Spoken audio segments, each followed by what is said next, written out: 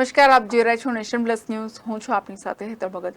વડોદરા શહેર કોટના મહીસાગર નદી કિનારે સ્ટેટ વિજિલન્સની ટીમે દરોડો પાડી રેતી ઝડપી પાડી 70 લાખનો મુદ્દામાલ જપ્ત કરવામાં આવ્યો હતો.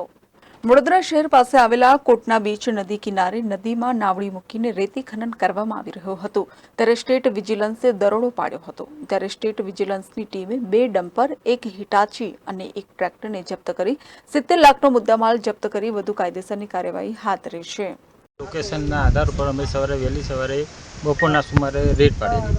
જગ્યા પર 2 ટ્રકો, 1 મશીન, 1 યાંત્રિક નાવડીને 1 ટ્રેક્ટર જોવા મળેલ. જગ્યાની ખરાઈ કરાઈ તો કોઈ પણ જાતની મંજૂરી મળેલ જણાઈ આવેલ નથી, જેથી સીઝ કરીને પંચાયતમાં મૂકવાની તૈયારી કામગીરી ચાલુમાં છે. Bureau report, nation plus news, Vadodara. સમાચારોના સતત અપડેટ મેળવવા માટે અમારી નેશન પ્લસ ન્યૂઝની યુટ્યુબ ચેનલને સબસ્ક્રાઇબ કરો, બેલ આઇકન દબાવો અને જોડાયેલા રહો ફેસબુક, ઇન્સ્ટાગ્રામ અને ટ્વિટર પર.